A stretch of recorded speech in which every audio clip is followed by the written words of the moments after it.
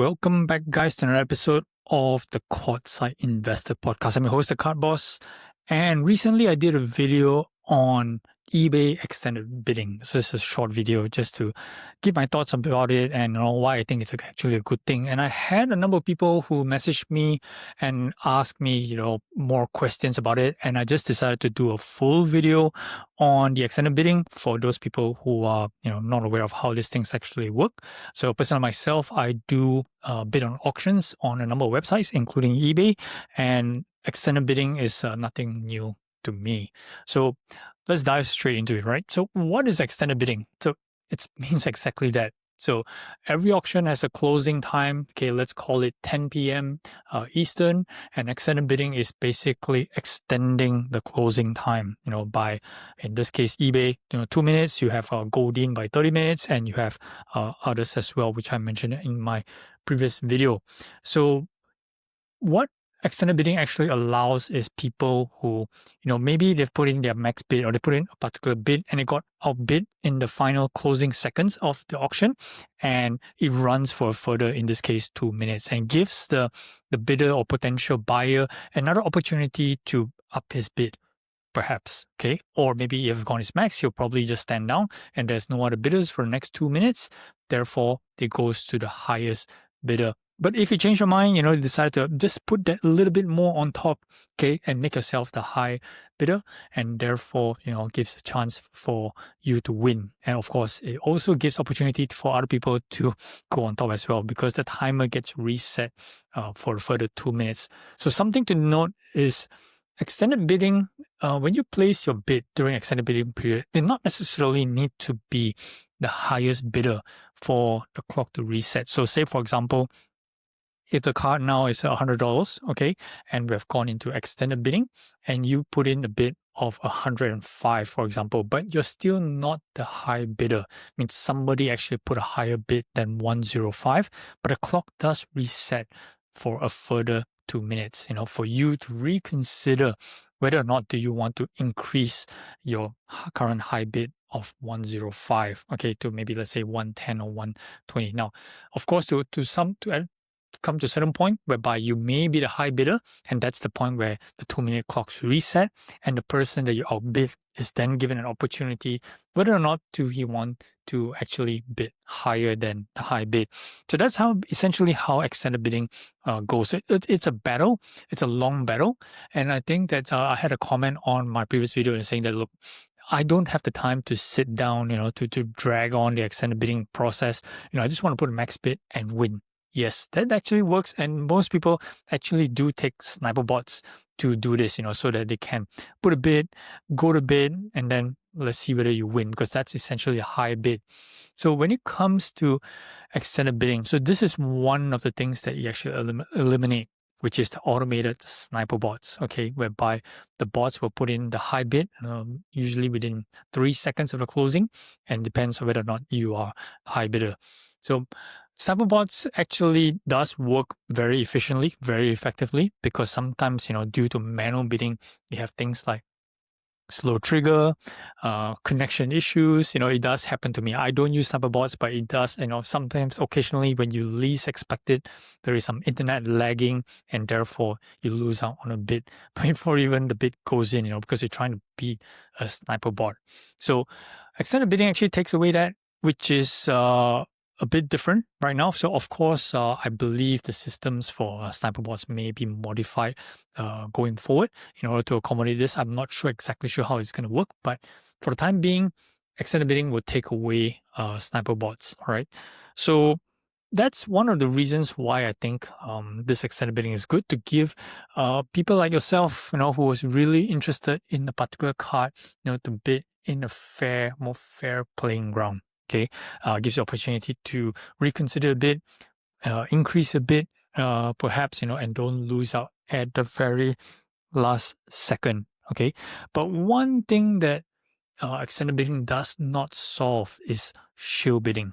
Okay, so people can still shield bid during extended bidding process. So imagine that if there is a person whereby this is his listing and it goes to extended bidding, he has opportunity to shield bid himself. And that doesn't take away that. Okay, so of course, in a day, he himself, if he wins his own items, okay, maybe get it relisted or whatever. Okay, but so extended bidding does not get rid of shield bidding.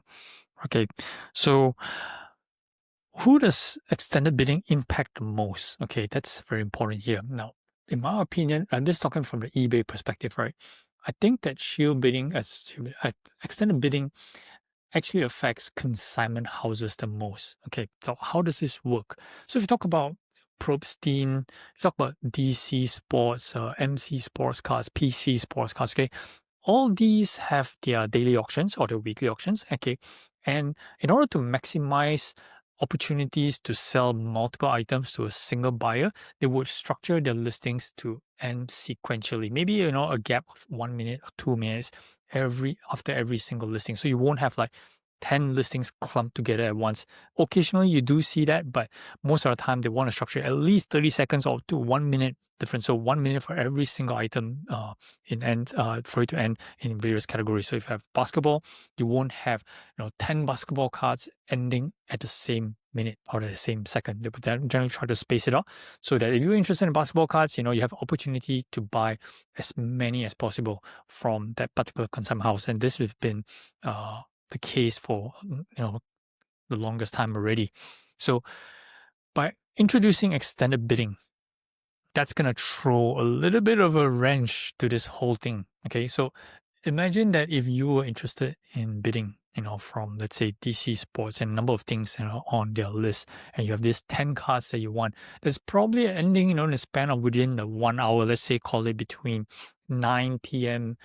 Eastern to 10 p.m. Eastern, right? So you have 10 cards ending in various points in time. With this extended bidding, the auction not necessarily end at that particular moment. You actually will perhaps move on. So most of the time, if you were to plan your bidding steps, you will put in your highest bid when the auction ends and then move on to the next card. But with extended bidding, there is a little bit of juggling to manage because you may or may not be the highest bidder. And if you were the highest bidder as well, it goes into extended bidding time, which gives opportunity to other people to outbid you. Now, if that was your max bid, yep, whatever, it does happen. But if you really want a card, you'd probably be monitoring those cards like a hawk. So if you're just interested in one card, so that's pretty simple, right? Just monitor. Yes, it gets dragged on 2 minutes, 2 minutes, 2 minutes. But if you're monitoring 10 cards, it can get pretty messy real fast, right? You're gonna like 10 tabs open. Now, I touched about this in my last video, whereby Goldin adopts a similar extended bidding format, but 30 minutes, right? So 30 minutes is ample amount of time to strategize again. So even though you have 10 items, 30 minutes is a huge window. Now, as I mentioned before, you don't have to be the highest bidder in order for the clock to reset. You just have to put in a single bid. Okay. So if you're bidding currently, it's at $100, okay, you'd fully expect this card to close at, let's say, $200, right? So you would generally know that a bid of 110 may not take the card down, but you reset the clock further. So you just put in your bid of 110, it does reset the clock further to just push it along the line.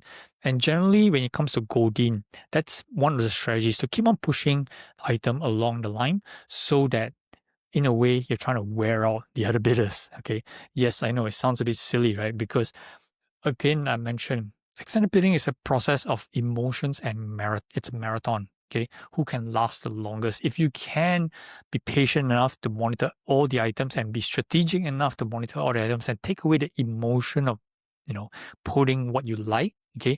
You can win items at a very decent price, okay? Realistically speaking, I noticed from experience.